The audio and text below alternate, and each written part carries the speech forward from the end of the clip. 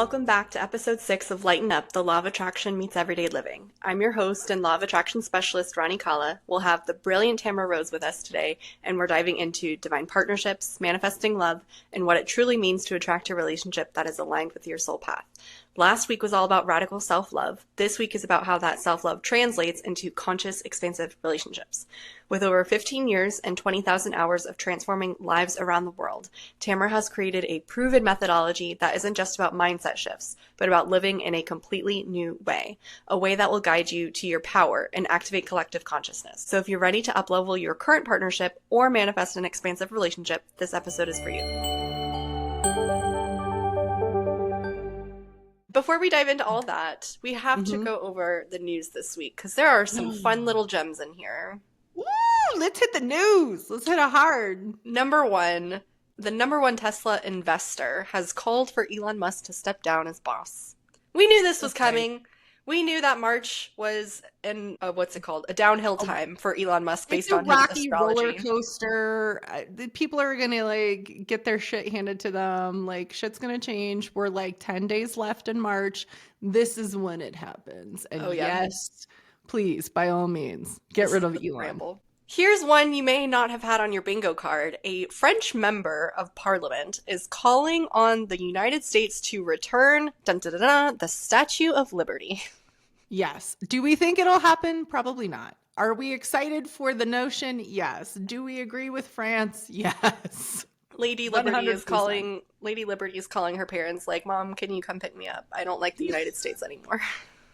I want to go home. I don't like the sleepover.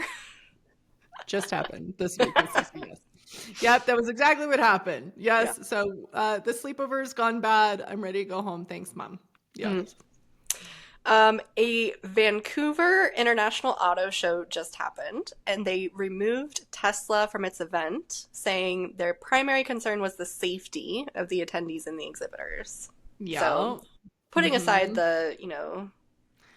Tesla's having a moment right now where they're just tanking. And I think it's something to pay attention to. Well, yes, we'll dive into relationship, but let's talk about corporations for a second, okay? Let's talk about capitalism. Capitalism at its finest is, what do the people want? What are the people going to spend their money on? And where is the dollar being recognized? And right now it ain't Tesla. So, there was there's a Chinese competitor. I think its name is Zeekr. It's a car company called Zeekr, an electric car company who wants to now come sell electric cars in the United States. I think it's appropriate. P.S. They also have a purple car, which is my thing about capitalism in general. Women we do run the dollar, don't we? We do most of the shopping, and over 50% of car buyers are women. To have female colors is duh, and most of them are not. So I'm a fan. I don't even know Zeekr. I'm a fan. Let's get the Zeekr up in here. Let's get them in here. We need some more. I'm gonna trash Tesla while I have my Audi mug, by the way. I'm an Audi girl myself. You're a Mercedes girl. That's right. But I can always change. There's always room for growth. Always room. Next on the list, we have 1 billion people going to march in the U.S. on April 5th. There is something called the Hands Off Mass Mobilization. And we have, across all 50 states, different marches happening and protests, which is amazing to see so many people coming together. Right. I feel like we did it in March. We're doing it in April. We may just keep going until Trump is out. You know what I mean? Mm-hmm. And today in Colorado specifically, we have all of our teachers who are marching at the state capitol due to them funding. Yeah, reducing the teacher funding and the school fundings. And so all the teachers are marching. So my kid's skiing on the mountain. It's Thursday, March 20th. My kid is we said hooky, and kids don't know what hooky is. So we have to say skip school. Where the hell did hooky come from? That's cute. Okay. Well, let's get back to the news. Okay. We have almost 25,000 federal workers that have been reinstated, where they have their jobs back. Remember all those mass firings that happened? They are now back to work. I feel like this is just the big wave of Trump trying to do Trump things and go around judicial courts and everything else. And judges are not having it. And this week is just a big show of go go back to where you came from. We have three branches of government. You're in one. You got to like go through the other two. And if you're not doing it, then you're not going to get anywhere. Like, Yeah, I feel like that's what's showing up. totally. I'd Mhm. love to talk about current events, not just like to talk about the good news that's happening, but also like to Mhm. bridge it to the topic of the episode, which is love and Yeah. relationships and partnerships. And what's Yes. happening right now with Yeah. Tesla, with Trump the administration, with like everything that we just talked about is still in partnerships on a grander scheme. Mhm. Do you have initial thoughts when I say that? I mean, I look at it for sure. I always have thoughts. So when we're looking at partnerships, we want to look at the paradigm from which we have been functioning and operating from in partnership and then where we're going to. And this is yes, on a macro level and a micro level, on a one-on-one, like interrelated relationship romantic level and on a friendship global where we're going. So we've been in a patriarchal framework. Hmm. And so we can always go back to almost any changes that we're looking at. We always go back to like, what is the framework? The framework has been patriarchy, and patriarchy, it's a little like I remember somebody talking about like, I was a Republican, so excited. Oh my God, this is the weirdest quote ever. He was so excited that daddy came home with the belt to regulate things. And it was Trump coming back into office. And you're like, the amount of psychoanalysis that needs to happen on this particular Republican, you're like, what the fuck Hmm. went down in your house with your daddy? And what are your daddy issues that you're like, daddy's coming home with the belt and then we're all so happy. You're like, that is the epitome of the patriarchal systems and the Yeah. frameworks of like punishment and shame and like, all of this that is happening. Do you see what I mean? And so you go partnerships in that framework. Ew. Hmm. I mean, I kind of got you a little bit on that one, didn't I? You And did. watching your face, you're I'm like, just what the shocked. That was fuck? like a I can't even process what you just said because I'm like, what on earth is happening over there? Yes. So like inside of the patriarchal framework, right? It's partnerships are somebody is in charge, somebody is the dominant alpha, like we've heard that, right? Hmm. Those are quote unquote partnerships. To have Trump and Elon coming in thinking that they just like wipe the table clean and like people are going to respond to the bullying tactics, that's patriarchy, right? A matriarchal system is like more holistic, more global. We can see 10 steps ahead. We're looking for like the community as a whole. We're looking for how one action goes out and affects 10 other actions, right? So it's all interconnected. It's actually how the female brain works, is the Hmm. interconnectedness. The male brain works not, I'm not talking about gender things, y'all, just like, stick with me, let's not get sidetracked, but like a male brain is very segmented. Can those fold and coincide? Yes, like you can actually like have your brain change. But what I'm talking about specifically is like where we're coming from.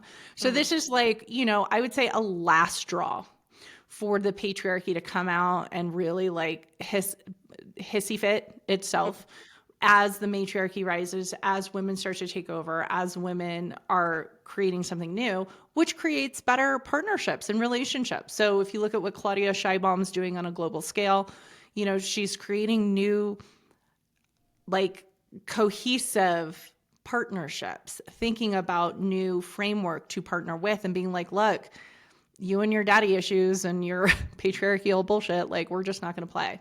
And Hmm. so that's happening on the global scale. And so really it's like, I think sometimes as I'm watching these things is the allowance to let the hissy fit go. The allowance to let the men like go in, this patriarchy to like collapse on itself, for us to stand up, fight back, like do what we need to do and be like, no dice, dude. Hmm. You're just being a giant toddler at this point. And I think one thing I want to add, like when we say matriarchy and like the women taking over, the women in Mm-hmm. power, like sometimes when people think of matriarchy, they think, oh, it's the same thing as patriarchy, but a woman in charge. And that is absolutely not the case. Like Right. one part one big piece about matriarchy is the communal aspect, is the Yes. like magical, intuitive aspect where Hmm. everyone is like tending to each other, taking care of each other in such a Hmm. robust way. Where Yes. with, as you mentioned, as the patriarchy, there's like a harshness, there's a punishment, there's a shame, there's a guilt for being feminine and for existing. That's something that we dove into last week on our like radical Hmm. self-love episode. But with matriarchy, there is this like celebration for Yeah. being who you are, and not just as a woman, but like as a man too, in all the genders and all the spectrums. And so it's Yes. like, no matter, it's not just about putting a woman in charge and having it be the same framework. It's about completely shifting the framework in which we're functioning from. Yeah. And I think it's Greenland. I'm trying to think if it's Greenland, they have like the prime minister's woman. I think it's The Iceland. Is it Iceland? Hmm. Gosh, I always get those confused. Iceland. So you've got a prime minister who's female. You have the entire cabinet that's female. You have like the head of policing female, the head of educate, like everything. And you've got like zero crime and happy people and healthy people. And like, you're like, oh, okay. Hmm. And that's because of it looking in a different way, not just a woman in charge doing what a man's doing.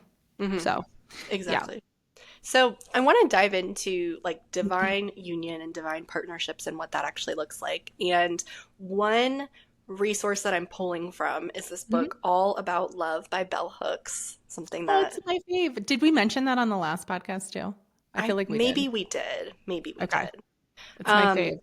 it's really good. I think I've gotten Mhm. maybe 4 chapters in, but I have so many things highlighted, and I have some ready to share today actually, because I think everything in the book is just like little nuggets of goodness and magic. Yeah, So bring it. She's brilliant. Yeah. she's super brilliant. So Mhm. one one excerpt I want to bring is the definition of love, because when we talk about love, or love for Mhm. self or love for others, partnerships, it's very difficult because everyone wants love and everyone wants to get love and receive love. But if we don't work from the same definition of what Yeah. we're talking about, Yeah. then it just gets convoluted. Yeah, and here's the deal. I mean, like my background, I started with like dating coach and your life, your design. Like what was that 15 years ago? I don't know, Hmm. 2010, 2011. And when I was working as a dating coach and then I moved into relationships, like I was integrated into people's mindset and my like what are they looking for in a partnership? What are we looking for in a relationship? Like what is it, right? And then dating has always been this like North Star for me to like work on myself, but also like what is the conversation? I think recently what I found is really fascinating is and I love that you're going to bring in the definition because most people work off of the feeling of love. So if you're Hmm. listening to this and you're like relationship and you identify with the feeling of love, that's like one aspect, but you could feel that you may feel that today and you may not feel that tomorrow. I mean, we's on a 28-day cycle. Sometimes I don't feel that shit and sometimes I do feel, you know what I mean? So Hmm. like you just go like, well, what happens in a relationship when you don't feel the love? Hmm. What then do you work off of? Because most everybody describes love as a feeling. And I Hmm. think that's a lot, that can be a quick downfall, a quick downturn of relationships Totally. because you're like, well, I woke up and had indigestion and now you can go fuck yourself. You're like, whoa, that's a big extreme, or like, I'm on my Hmm. period, shove it where and so it's like, you got to have, and that's what I love about bell hooks. You got to have something else Yeah. like deeper and more connected and like something you can get your hooks in. Hmm. So I'll say the definition from Yeah. the excerpt in the book. So to truly Hmm. love, we must learn to mix various ingredients: care, affection, recognition, respect, commitment, and trust, as well as honest and open communication. And one other thing about partnership and relationship, quote, the will to extend one's self for the purpose of nurturing one's own or another's spiritual growth. That Yeah. is what it is about, like being in partnership. Yeah. And so I think that's really fascinating, is it's like I'm not just growing for myself, I'm growing for this other person, I'm nurturing Yeah. mine and this other person's spiritual growth. I think it's very Yeah. interesting, like spiritual growth. Well, and I think it's appropriate inside the conversation of relationships for today Hmm. because, a lot of times we, especially in manifesting, I'm manifesting this person, I'm manifesting this thing, right? So naturally, the second we start manifesting, creating, using the law of attraction, we're going to attract the thing that we need to work on inside of ourselves in order to then get that kind of relationship that you desire. Hmm. And so while you're attracting somebody now, that may not be the person that you're going to end up with. It may be the person that's going to teach you a lesson or guide you to the next level or show you what is still unhealed in you. And so Hmm. relationships are like this evolution of manifestation. And so I like that it's a spirit, like it's described more as like a spiritual journey. Hmm. So if we're not super attached to, I mean, let's look at what we were taught. Like, what is it? Marriage, white picket fence, 2.5 kids, a dog. First of all, we can't even afford that anymore in the United States.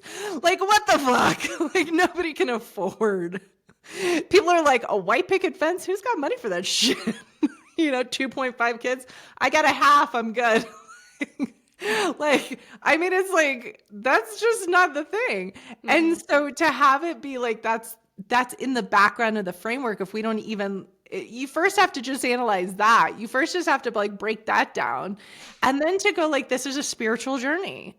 This Hmm. is a spiritual journey. And if we're looking for divine union, divine partnership, you have to be willing to dance in that and be like, and I look at each person I date and each person I'm with as this opportunity for like divine union, divine connection, divine partnership. And so that's a lot of not attachment, Hmm. that they may not stick around forever, that I may have four partners that are really significant in my life or, Totally. whatever. Well, let's talk about all of the frameworks and limitations that like get in the way. So number one, it's Mm. like the white picket fence and the 2.5 kids. Mhm. Number two, it's like feeling like you have to pick one person to spend the rest of your life with. And if you This don't, notion of the one. the one, like you Yeah. have to have the one. If you divorce from the one, then it's wrong and it's bad. Mhm. Like if you ever get divorced, then it's wrong and it's bad. It's starting to, that judgment is like starting to fall away Yeah. now that women can actually like initiate divorce very Yeah. recently. But like that's still a judgment and like a limitation that's in the background for One how we see relationships. one So hundred like, percent. Like, and I invite, if you're listening, I invite you to look at how often you say, "Oh, I'm looking for the one." mhm, Oh, or you ask somebody else, "Oh, is he or she the one?" Oh, like there's books on calling in the one, mhm, and so all of the extreme energy we give to the one makes anything that we're not doing like that wrong. yeah, So then you have to unpack all the wrongness you have because you're not with the one, you didn't find the one, you found the one, divorced the one, now you're fucked and you're never going to have the one. Like goes in. Yeah. So that's a big one. yeah. So the one soulmates having to find your soulmate, be with your soulmate. There's twin flames. Um, Yep. so I especially mean, like I in the, could go into all these. This is good stuff. yeah. So especially in the spiritual community, like you have to find your Mhm. twin flame and be with your twin flame, and that'll be the best relationship that you'll ever have. Like, Yeah, and I think what's interesting nowadays, like this was probably 10 years ago, the twin flame notion was real big, mm, right? I think before that, the soulmate conversation was really big. And the soulmate conversation was attached to the one. And then the twin flame became very significant, right? So you want should I break those down real quick for sure. Hmm. listeners? So let's just talk real quick because this might like ping your ears. Like first and foremost, we have multiple soulmates. I want you all to think about it like a soul family. Okay. So, and your soulmate may come in male body, female body, friend, significant other, temporary relationship, long, like it could be literally anything. But a soulmate is a recognition of another soul, somebody who's going to like usher in something for you on a very deep spiritual soul level. So like if I look back, what was it, 10 years ago, longer, 15 years ago, and I had a friend who was 18 years older than me who introduced me to my first personal growth and development program. She was like an amazing soulmate, 18 years difference, like, or 15. But we got along like nobody's business. You know what I mean? And so that was very much a soulmate. My ex-husband, twin flame. That is some rocky ass motherfucking shit. Okay. Like people are like, let's hit the twin flame. I'm like, you just check what you're asking for, kids. Okay. Like, I don't know if everybody wants a twin flame. And then, and then it's like, but I can look in my life and I can say, this one was a soulmate on a soul level, did a soul transformation or guided me on my soul endeavor. This one, my ex-husband and I, twin flames, but like we divorced. We're going to co-parent and we're going to be around each other for a long time. And there's something like really great that we lend to that perspective of like, we're going to be parenting this kid. Our life is about parenting this kid. Like she called us in to be her parents. Like, okay, so we just kind of surrender that. And so our focus can be very like her oriented. We don't do jealousy. We ain't never been jealous. Like it takes him longer to get to the punchline than it does me. But like he gets there at some point, might take him a few years, and so, but there were issues, like it was very tumultuous for me. So I divorced. But like, I think the overlying thing is like, first of all, if you're listening, you don't even need to know all that shit. Like, you don't need to know the details. Is this a soulmate? Is this the one? Is this a twin? Like, just stop with all the make wrong and the rightness and all that, because that's the thing that really gets us, Anyway, I got a lot of shit to say about that, apparently. Totally. I mean, it's all helpful. It's all like breaking down where we're functioning from. Right. And I think that's the first step when we're looking at whether it's up leveling a current partnership or calling in a new partnership. Like where are we functioning from first, so we can identify that, we can identify where we want to go and then how to close the gap. So like when we're identifying what kind of partnership we want, we have different ways of like how to manifest and like write down your list and get connected to whatever that is. Like what would you say is like a good place to start for like identifying that? Well, I think I feel like we always want to come back to the soul path, right? Relationships are always guiding us down our soul path. They're always a reflection of where we are energetically. They are always showing us what we need to work on next. So you're going to if you're listening to this, you're going to make a list. I know you got a list. I know you're making a list. I know if it's nothing else, you're like tall, dark, and handsome, 6'4". Like you got something going on that's like, this is what I'm looking for. Okay. That's great. 100%. You got to have a North Star. You got to know what you want. You got to know where you're going. I think the one thing that we get stuck in, and I've seen this on dating profiles, and I'm like, red flag swipe. You'll find somebody who's like, they're basically telling you what they didn't like about their last relationship that they're looking for in this relationship. So they're like, I don't want anybody who gets jealous. And I'm like, what were you doing in your last relationship that she got jealous? Like, that's what I think, right? Not like, oh, I don't get jealous. Like, that's pick me energy and I'm over that shit. But I'm like, what were you doing with your last lover partner that she was so jealous? Do you know what I mean? And so it's an interesting thing to go like, is your list of what you're looking for all the knots from the last relationship, or are they like a creation of what you desire? And so definitely have your list, but like look at it from that perspective of like, is this an open creation, or am I just saying, I don't want that shit that she gave me or he gave me before? Because then you're just doing the opposite. And that still has the same energy. Totally. Right? So like when you create the list, there's a couple things, which is have you done have you done the work and cleared the work? So if your list is just a bunch of knots from the last relationship, you haven't done the work. So you want to dig deep. You want to do the work. You want to free yourself up. Like, what energy are you coming from when you're manifesting? Man, this is like, I could go on to like a 10 item list about the list. You know what I mean? Yep. Like, what energy are you coming from? Are you coming from like, I can't have it, now I want it, or I was treated badly, now I want to fix it, or, you know, my dad was an asshole, now I want somebody who's not an asshole. Like, you have to look at like all of the energy behind what you're asking for. Did you heal it? And if you have, then that will manifest quicker. Mm-hmm. If you have not, then it will manifest slower. And you will keep getting that person in a new face with a new hair color until you like heal that thing. Because that's ultimately what relationships are doing. Mm-hmm. So like if you're listening to this, you pick that one thing that you really want in a partner, right? So like if we're talking about divine, again, apparently I have a lot to say about this. If we're talking about a divine relationship, right? The divine masculine and the divine feminine, right? Which is what I've really been focused on for, you know, since my divorce. I'm like divine feminine, divine masculine. Then what I'm looking for is like, where am I still not fully divine feminine? Mm-hmm. Where do I still have wounds of like toxic femininity or a wounded feminine Mm-hmm. where I'm not showing up as divine feminine? And then am I, because if I'm being divine feminine, I will attract the divine masculine. So if I'm not attracting the divine masculine, that's not their fault. Mm-hmm.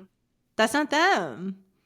That's whomever I'm attracting is being a reflection of my energy field, 100%. Mm-hmm. And so it's for me to constantly come back to, okay, what is this about my energy?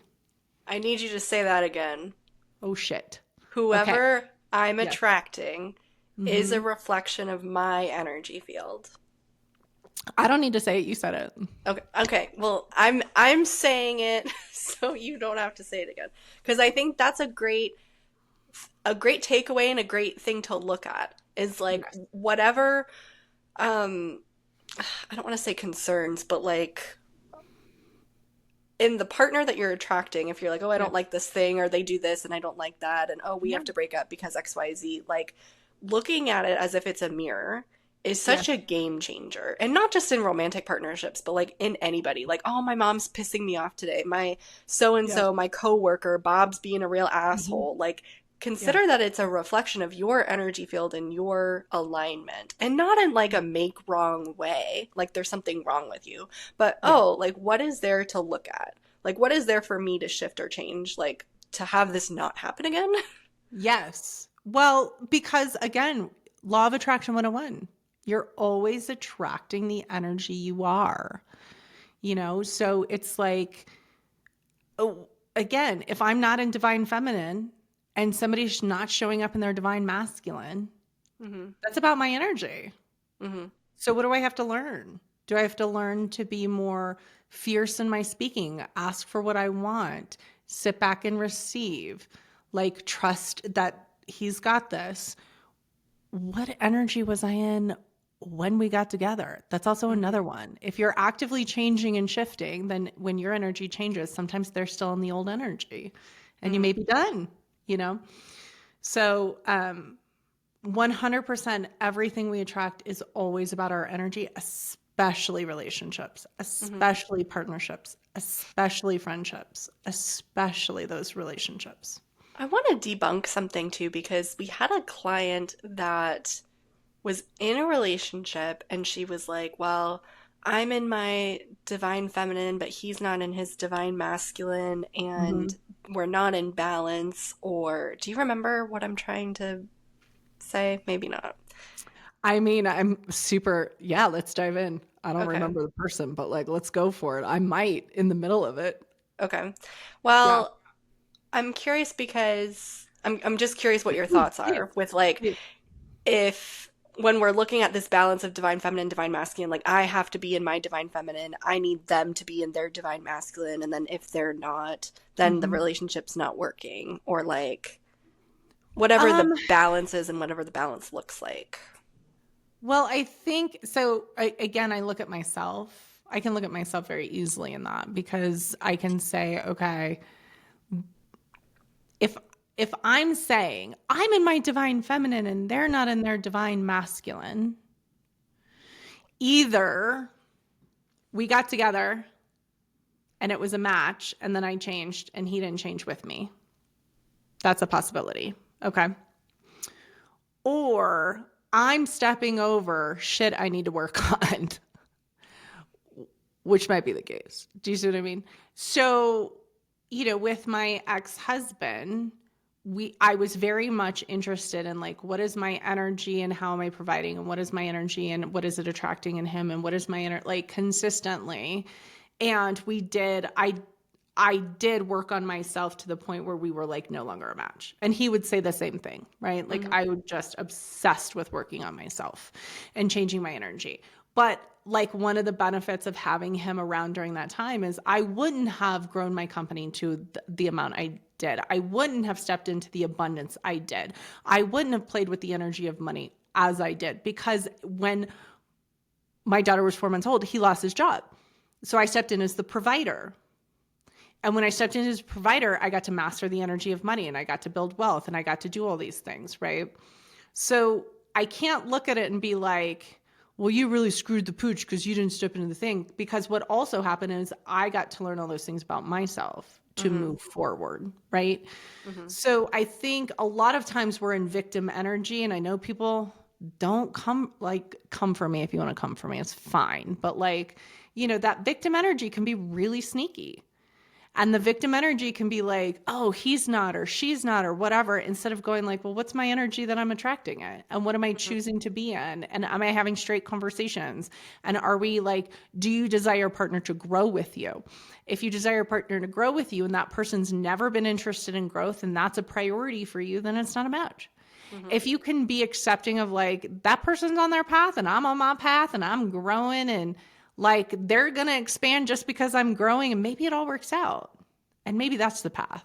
Do you see what I mean? So I think it's a lot of internal analyzation and checking things out when you're with another person, which is an amazing blessing, I think, because relationships are the closest mirror for us.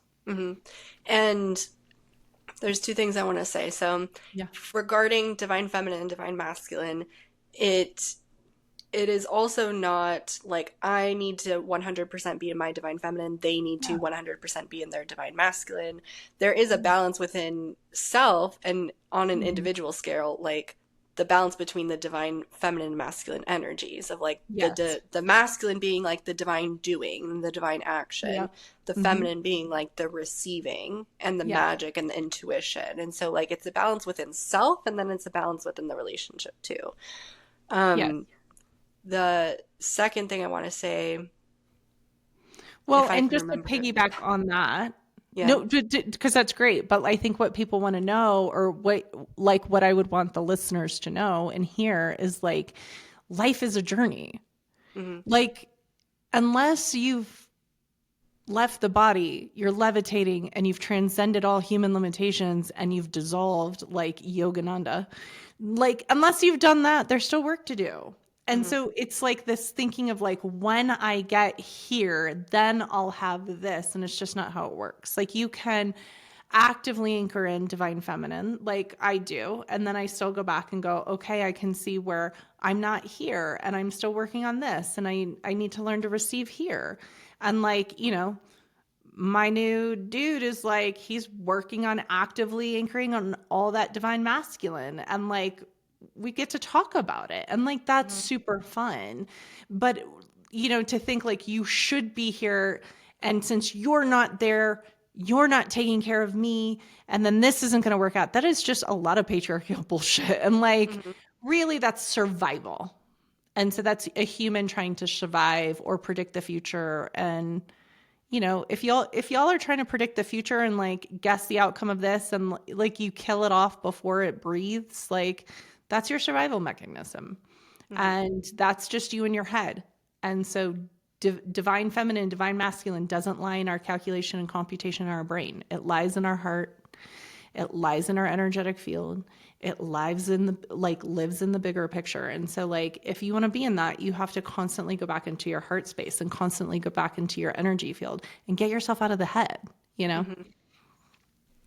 I remember the second thing I want to say. Like, we're talking about the more that you focus on yourself, looking at yourself, like, oh, what is Mhm. it about my energy? Yep. That is really the thing that has everything else shift. Like we always say, your inner world is creating the outer reality. So the more that you shift inward, the more that the Mhm. partnership actually starts to change too. Because Yes. and I think that's why being in partnerships and being in growth with somebody and having that mirror provides such like a exponential growth trajectory, because you're always looking at yourself. You're always looking at like, what is there for me? What is there for me to Mhm. learn or shift or grow in? And so the more that you practice that, Yeah. the more that the partnership also starts to grow and change too. 100%. And I've seen it in real time, like my relationship with my mother. I mean, I was like, you're not going to come see my kid. And the more that I worked on myself and let my mom be my mom, and, and I think a lot of people, maybe they don't know, but like alcoholic, bipolar, my brother was abusive, like she was okay with it, like everybody kind of brushed it under the rug. There's a lot of reason to hate my mom. And the more that I was like really interested in the journey of my mom and I, and like, who is she and like, what is she about? And like that unconditional love for her journey and the understanding for her journey and like that aspect. I mean, she had cancer, passed, and there was like this time right before her passing where she stepped up to be like the best grandparent. Like my ex-husband and I were like, who's going to be the best grandparent? There was like 5 to choose from, I think. And we definitely did not have my mom on that list. And Mm-hmm. she turned into the best grandparent, and she turned into like so understanding of my life and me of her life right before she passed, to the point where I was like, Mom, I feel like you should like buy a house down the street from us. And that was like a weird turn of events.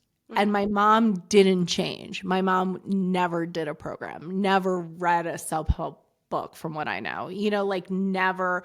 So it wasn't her changing, but it was me doing the internal work Mm-hmm. in the relationship to be curious. Mm-hmm. And that curiosity shifted everything. And the same thing happened with my ex-husband, frankly, right? Like, having an ex-husband, having your partner come home and be like, I lost my job. And you're like, what do you want to do? And he's like, I don't want to work. And you're like, okay.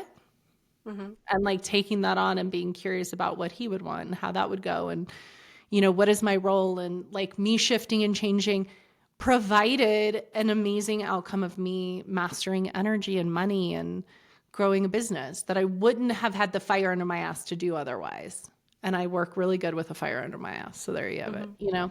So I think that's like, and I've had like multiple takeaways with other people, but like most of the time we're fighting and showing how somebody else is wrong and how they did us wrong.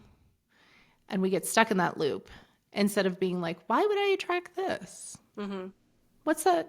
What am I growing into here? And those can be, for me, that's the divine union with people. For me, that's divine partnership with people, and I think I've seen it in you, working in the company, and allowing the ego to dissolve more Mm-hmm. and stepping into like your higher knowing and your honoring of your path and the expansion. And I just love it. It's really magical. So Thank you. I'll take the I love you. compliment. I I love love you. you. So let's talk about the fun stuff. Let's talk Yeah. about Is it sex? manifesting. Oh, sorry. Weird. What? Okay. Maybe not this episode. Maybe next We can have episode. a Who sex knows? episode. We can have a kids episode. Which episode do y'all want? You guys We say it in the could. comments. You got to tell us. You got to tell us what you're looking for. But I was thinking manifesting a partner and maybe Oh, like that's a some good fun one. dating Oh, stories. So like I want to share, because this is how I attracted my current partner, and we're now woo! engaged. Mm-hmm. And before that, I was actually engaged. So I've been engaged twice. I'm only 25. I've been engaged. I'm 26. Oops, I don't know how old I am. I'm 26. I've been engaged twice. Um, More than me. More than you. You've been divorced, but I've been divorced. Yay! We have So many life paths. before this relationship, I was engaged to someone I was with for 7 years. They were like high Mhm, school sweetheart. And I thought I would be with them for forever, but it mhm, was not working out. We were off and on for seven mhm. years. And I think it was part of what you're saying, like the soul journey. Like we supported each other to the level like it was a contribution on both sides until it wasn't. Yeah. Like until it was like, okay, like it's this is time to dissipate. Mhm, So when we ended our relationship, I got really interested in like, okay, well, what is it that I want and what mhm, is it that I'm attracting? So mhm, I dated a couple different people and then I was like, okay, like I made my list of like what I want in a partner. mhm. And I dated this guy and we dated for maybe like 2 weeks. And I was like, oh my gosh, this is so much fun. And this is a great partner. And like, he's like giving me his jacket and he's like buying me coffee. And I'm like, oh my gosh, like this is so sweet. Like, this is the partner I'm looking for. And then like, that didn't work out. And You're because, like, he was on the list, but because it was everything I wanted in a partner, but not in a uh-huh. partnership. Yes. Because there are two, that was my lesson for like the distinction. There's a difference between the Mhm. partner and the partnership. Yeah, a Because relationship versus the person. Yeah. yes, yes. Mhm. So I made two different lists. I made this is what I want in a Mhm. partner, and then this is what I want in the partnership. Yeah. And in the partnership, like one of the reasons that didn't work out was because he was unsure of me. He was like, "Oh, I don't know if I want to be in a relationship. Like, Who I don't wants know if a that's for partner me." who's unsure of us? Yeah, yeah, Screw that noise. yeah. So I was Yeah. like, "Yeah, okay, that's fine. Like, I don't care. That's fine. Yeah. There's always more fish, and that's fine." Yeah. And so my current partner, Natalie, came into the picture. Yeah. And I shared with her my list, like maybe a couple days in. I was like, this is what I want. This is what I'm looking for. And Yeah. she was like, oh, that's really interesting. Like, I've never thought about that. Like, I'm going to make my list. And so we like shared each other's list of like what we're looking for. And we're like, okay, like, yeah, this does seem like it would be a match because Yeah. we're both kind of looking for the same thing. And our relationship was a little bit backwards because I we went on 2 dates. We met in person, we went on 2 dates. We met on Hinge, by the way. Advertising for Hinge. It worked out. Here's your one success story. I Um, mean, me too. oh, is that where you met him? Mhm. There's two success stories. Hinge sponsor us. Um, I met her and we went on 2 dates and I was like, so I have a trip planned to Europe for 6 months. What do you want to do about that? I was like, I'm leaving the country. What do you want to do about that? And she was like, well, that just means I want to spend more time with you now that you're Mhm. leaving. And I was like, okay, Mhm. like that's sweet. So when I went to Europe, we like stayed connected, we stayed friends. But and I stayed dating other people and it was like Mhm. all in agreement and all was fine with each other. But there came a Yeah. time where I was like, I feel so fulfilled by what we're doing, like the conversations that we're having. She's like sending me chocolate and flowers like on like the Uber Eats in Europe and we're like on the laptop like watching movies together while we're like eating Real dinner. y'all real nailed that We really nailed romantic it. stuff, man. Yeah. Nailed it. And I feel like, oh, and PS, y'all are so good at it. I've told you this before, but like listeners, like Ronnie and Natalie need to make a book on like how to be like uber romantic. So if anybody needs tips, ask Ronnie because they super good at it. I got you. I got you. Mm-hmm. Maybe I will write a book one day. But so I felt so fulfilled by what we were already doing, like the Yeah. sending flowers and then like the watching movies together on Yeah. FaceTime and like the conversations that we were like so deep and so like self-reflective. And I Yeah. was like, I don't actually want to date other people anymore. It's very interesting. Like, Yes. I saw this and it was so poignant. I shared it with my dude. We'll hmm just call him my dude for a while. How's that? that's Sounds good. fine. So, there was, it was like when you have the match, there's no dating Mm, process. It's like, and I think this is like when people are trying to figure it out, there's so many things out there trying to figure it out. Meaning it's like, black cat, golden retriever energy, right? Mm-hmm. What to do and how to do it when you're first dating, how to get that energy going and not lose it, right? That's all the calculation of it. And but when there's like when it's like divine love and it's partnership and you've like done it, there's this ease that just goes relationship. Mm-hmm. And that's how it has been for me and with this dude. And so I'm like, are you feeling like, did you feel that there was like this calculation and computation kind of out the door Yeah. and you just Like, settled in? yeah, because I mean, I was talking to people on the apps and it started to just fall away. Where like Yep. we had a date scheduled, they're like, "Oh, I'm so sorry, something came up," and then it, like Mm-hmm. dissipated. Yep. Or like, "Hey, I don't think this is working out. I'm gonna ba ba ba ba." I'm like, "Okay," like no right, no wrong about it, no like Yeah. upset. I'm just like, "Okay," and then the Mm, other dudes just start to fall away, and then it's like, "Oh, like Natalie's still here. This is so interesting." So it's yeah. like, mm-hmm, So, and here's the thing that I also want to point to is because I use my life as like one giant teaching mm-hmm, lesson. And I'm like, there's been intense meetings with other men that you're so cute. You're so funny. I'm There's, just yeah, I know. So there's been like the intense meetings, right? And it feels a little like my soul was guiding me to these men to heal past traumas. And mm-hmm, so I had somebody say it and it was called trauma bonding. And I really like that really piqued my interest of like, oh yeah, that's actually what it feels like two traumas bonding so you can heal the trauma.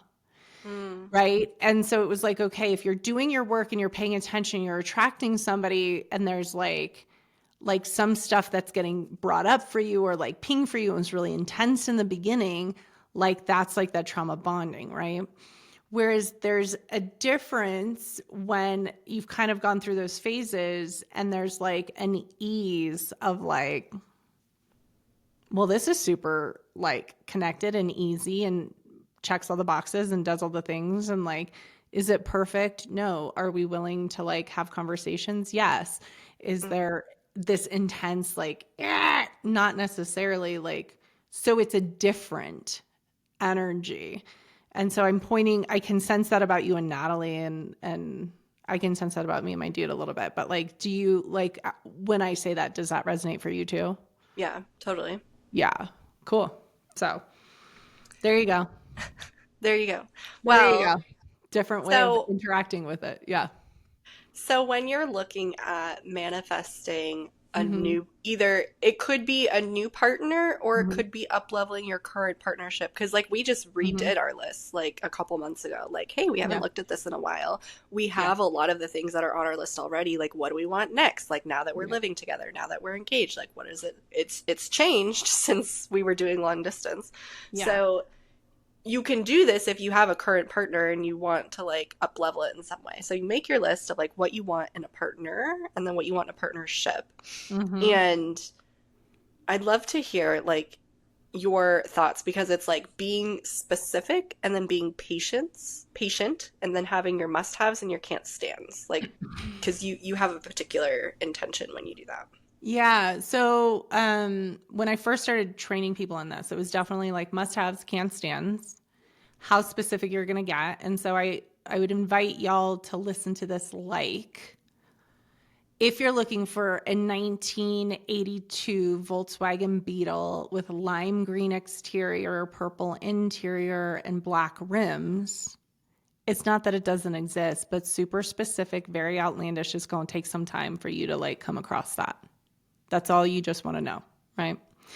If you're like, gosh, I really love the feel of driving in a convertible Beetle, and, my favorite colors are like autumn colors. And God, I wonder what it would be like to find one like around the decade I was born. That's a little bit more breathing room, a little bit more ease, and a little bit more fun. Do you see what I mean? And so, what the Mm-hmm. universe can do is like actually bring you the elements that you're looking for without all of the stress and specificity. So, it's not like it can't come, It's just how much more ease and breathability is in the manifestation. So when we're manifesting a relationship, you do want to kind of look at that, right?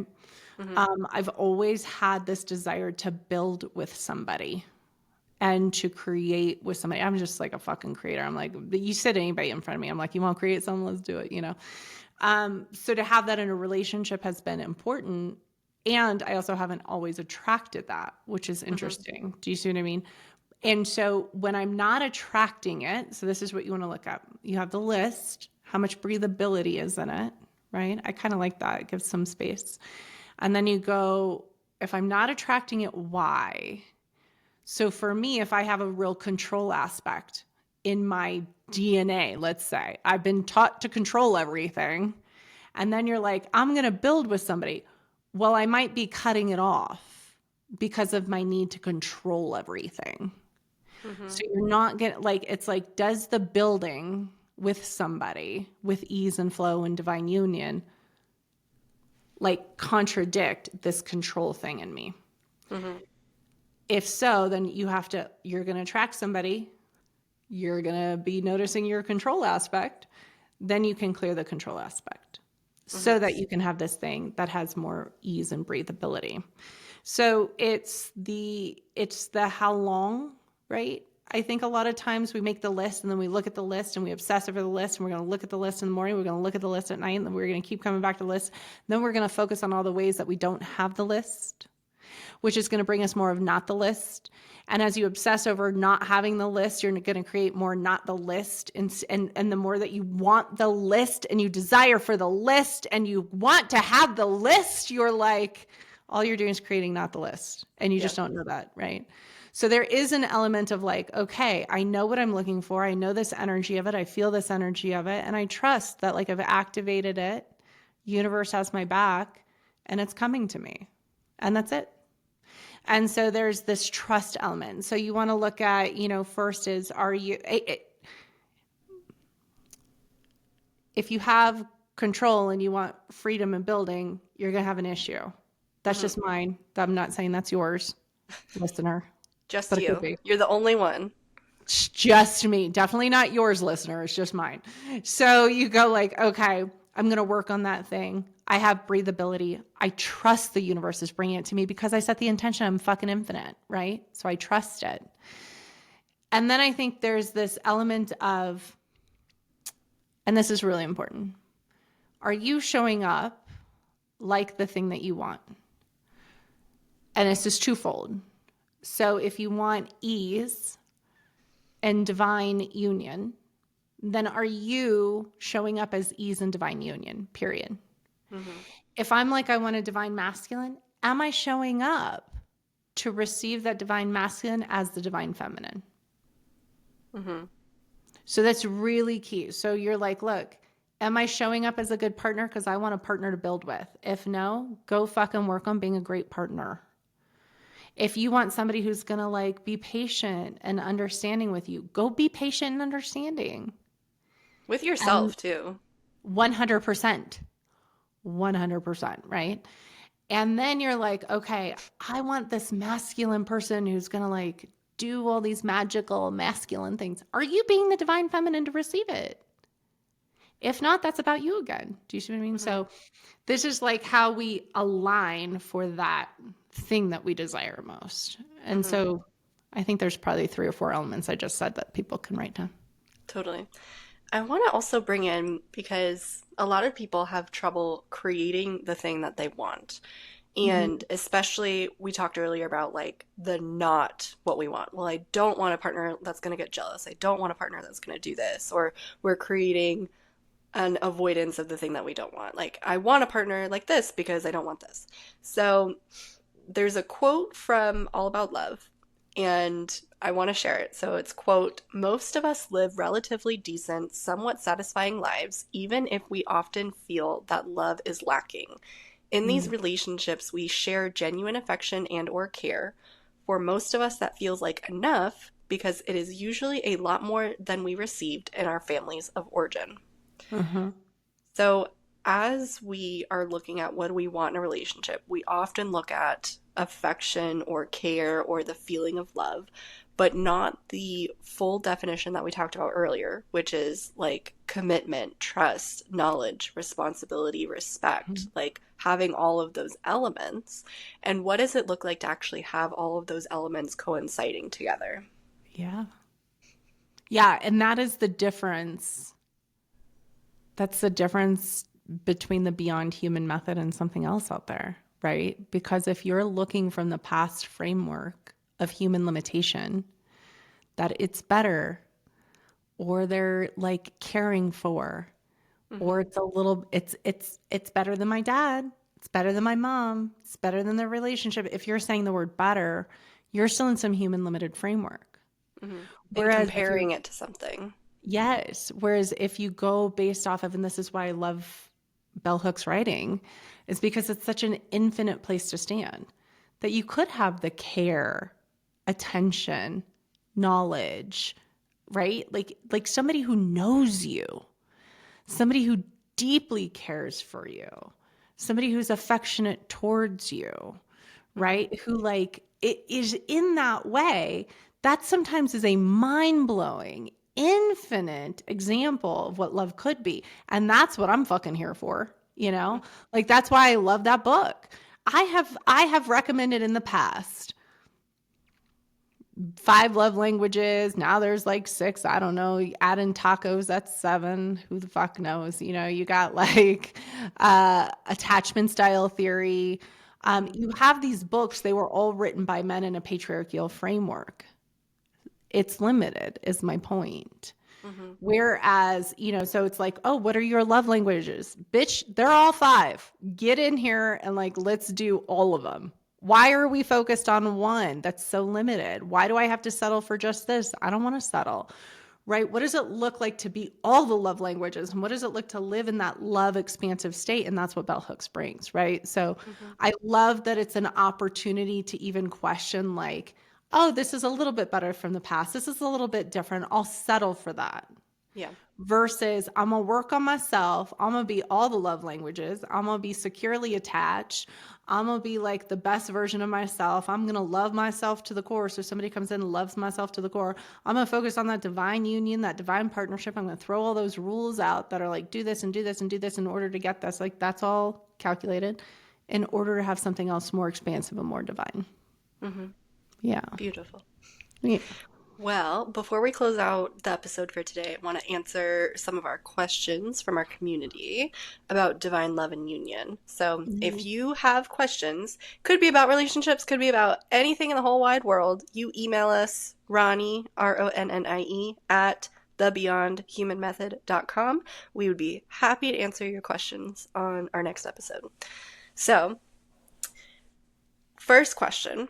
We have someone who wrote down everything she wanted in a partnership.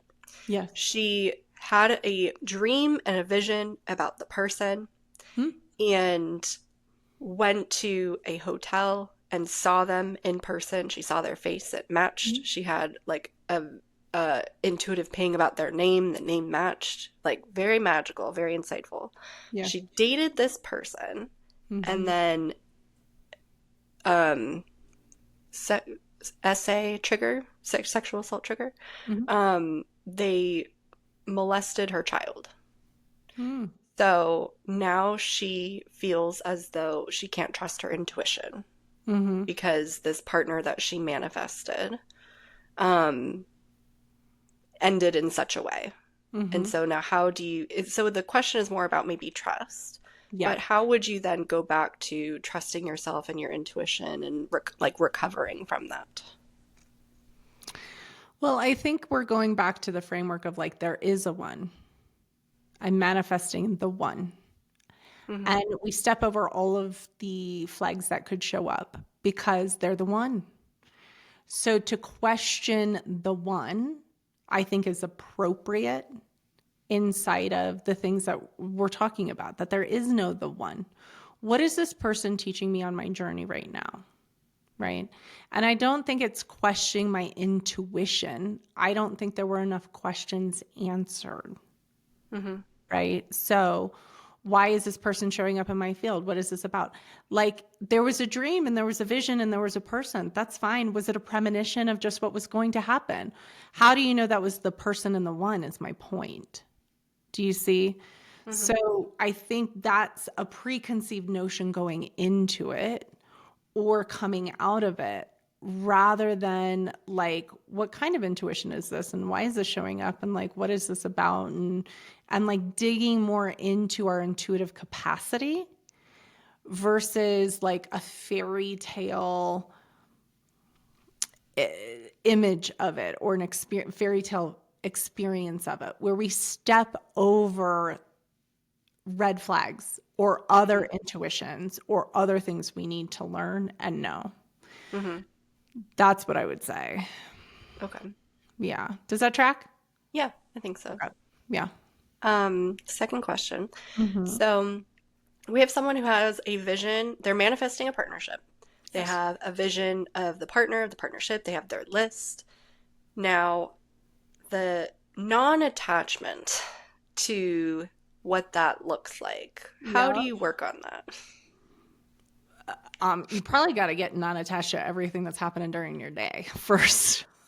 Like, if you're going to build the muscle, because the way that we've always put it when we're manifesting and we're training our clients is this or better, right? You know, so it's like, this is the list or better. Like, surprise me. I think for me, I think for a lot of people, to have a list and to say exactly how this is going to go, that's that lime green 1982 Volkswagen Bug with the purple interior and black murdered out wheels or something. Like, that's so specific. That's a control aspect. So if you want to be able to like actually receive, be in the flow and be in divine feminine, then that is where you relinquish some of like, I know exactly what I want and this is the right way. The universe will surprise you if you let it. Mm-hmm. Maybe it's more than you could imagine. Maybe it's like, maybe you get tall, dark, handsome hair, you know, nice abs, and he's like a multi-billionaire, but you didn't have that on the list, you see? So you're not going to get better than you could imagine because it's so like, it's got to be this. It's just the control aspect. Mm-hmm. And so you can start on little things every day, like better than I can imagine today, or, you know, what is this or better that I could receive or see or know, and like dance with the universe, different than just this thing. So the second that, and it comes down to trust too, but that's why we like work with people for a full, you know, month or more throughout our trainings on trust, because we don't trust the universe and we don't trust that we manifest it and we don't trust it's coming to us and we don't like, we just like so many layers of not trust. Yeah. So it's like weeding through that not trust place and trusting that like you are infinite, you are creating. And then like, look, if you put that all, if you're like 6'4", tall, dog, handsome, abs, lots of money, I don't know, I'm just like coming up with this shit, right? And then you attract somebody and it's not that person, trust that whatever you're attracting is for you to get that vision as well. Mm-hmm. And so that's the other way to dance in the manifestations of relationships. Okay, cool. I think the second part so it sounds like it's being specific, knowing what you want, but also allowing the breathing room. Yes. Mm-hmm. Yeah. Because as much as I would know what I want, there's so much like ease and flow and gentleness with my dude that Mm-hmm. like I could have never put that on a list. That experience wasn't on the list. It's better than what was on the list. Mm-hmm. And then going back to like being for your list and the vision and not attached to the person.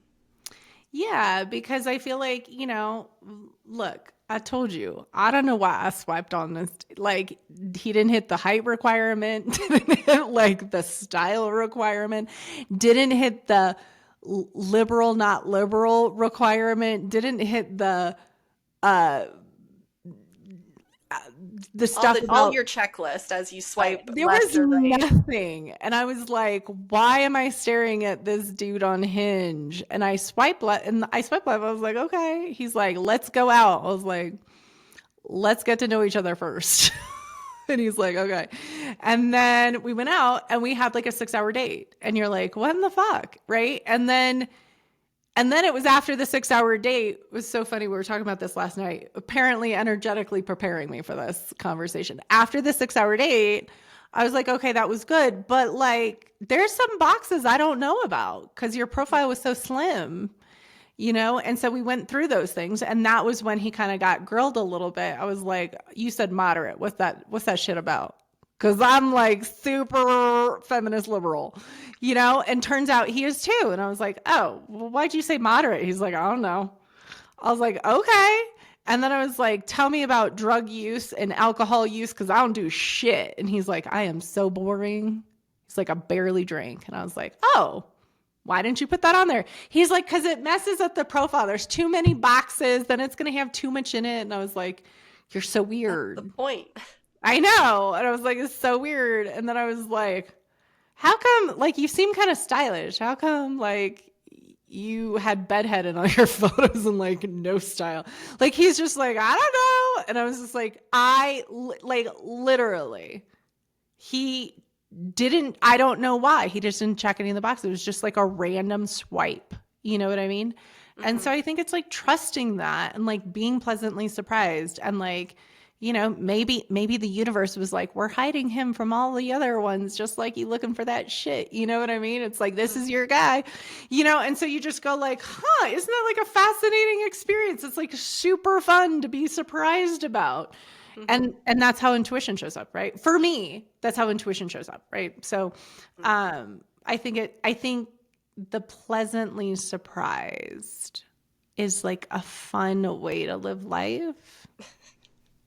That like we kind of miss out on when we're manifesting relationship. Yeah. That's so manifesting in general. Yeah, in general. Mm-hmm. Right, Ronnie Bunny? Okay, one last question, bonus question before we hop up. What is your favorite dating story that you have experienced? Freely. All right, people, get your tea. We got you the tea. So I don't know. This is going to be triggering potentially. I have been, but you need a little backstory. I have been for my whole life. I have been many lifetimes Jewish. So for my whole life, I've always had Jewish friends. Like starting in middle school, I've been to more Passovers than most like redhead looking Irish ladies. Okay. So I've been like a Passover, best friends, Jewish, whatever. I quit my job in 2009, 2010, and then I traveled. And one of my friends I traveled with, we were in Thailand and Bali for like 4 weeks, I think. And I shit you not, every dude I met was from Israel and was Jewish. Like and I was like, what in the hell? Like it wasn't like I was looking for them. You just be like talking and like drinking and dancing and partying and you're like, where are you from? Oh, Israel. Okay, you're Jewish. Yeah, of course. Okay. And you would think that was the theme. It was just me though. It wasn't her. It was just me. And so came back to the States and still had this thing where I was attracting these Jewish men all the time. She nicknamed me Maggie because she called me a Jewish magnet. And so she was like, okay, Maggie. Like, and she was my hairstylist. So here I am. I'm on my way. And by the way, my ex-husband and I, we dated, we were friends. We have like this weird history where like there was never any jealousy.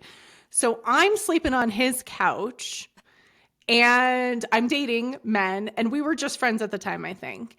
And so I would be like on the phone with one of the dudes and he'd be like, is that so-and-so? And I'd be like, no, it's so-and-so. And he'd be like, oh, and I'd be like, shh, you're fucking ruining my game. Like serious, like, who was just always ruining my game. And so here's the funniest thing. I had a date scheduled like every night of the week. I was in my early 30s. I mean, I was a good time. Okay. I was just like having fun. And I thought dating was great. So I still do. But now I got my dude. Okay. Anyways, so I go back. So I'm on my way to go meet Bob. I'm going to call him Bob. Okay. His name is not Bob. He is definitely Jewish. I am on my way driving his house and I am in San Diego. San Diego is kind of small town feel when you live there. this car pulls up next to me and I'm like on my way to the date and he's like eyeballing me and he's kind of on the phone and then he like hangs up the phone and he's motioning me to pull over. And I'm like, what?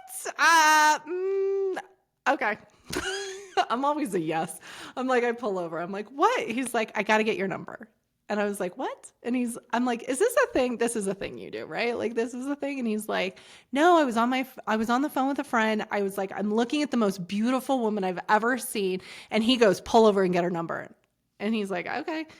I'm like, seriously, though, this is a thing. So he gets my number and I'm putting it in and I say, okay, so what's your name? And he goes, Aaron. And I looked at him and I did a double take and I'm thinking, this dude's from Israel and he's Jewish, ain't he? And I go like, Aaron. And he's like, no, Eran. And I was like, okay. Where are you from? He's like, Israel. I'm like, okay. Jewish. Cool. So we set up our date. Okay. So I go on my date that night to Bob, who's Jewish. Okay. I go to Bob's. We get done. I plan coffee date with new Aaron friend.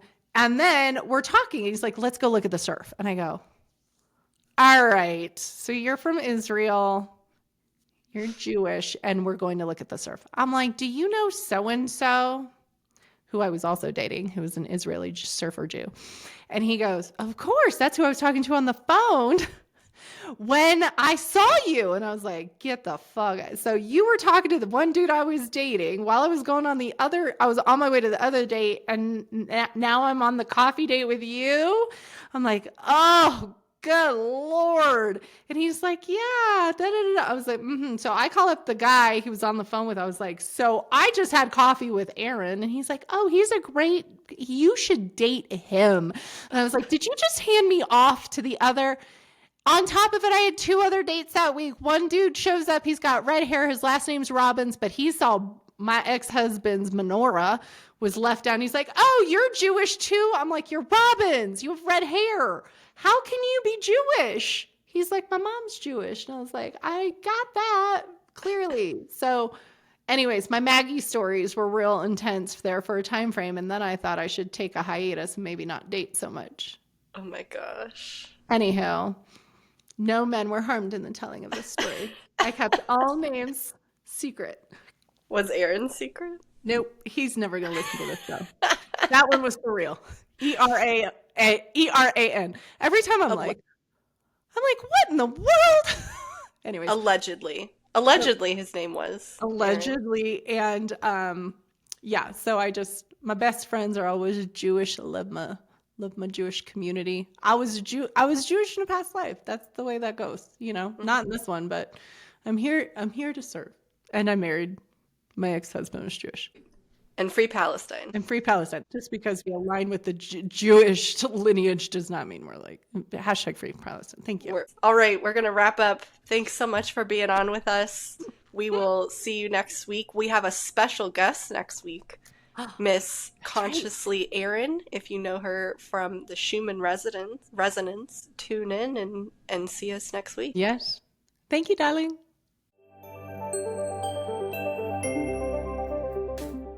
Thank you for joining us here on Lighten Up. We are incredibly grateful for the time you've spent with us looking at life in a completely new way. Everything we experience is the law of attraction in motion. So each time you tune in and experience a new breakthrough, you are showing up for yourself, shifting your perspective, and changing your point of attraction.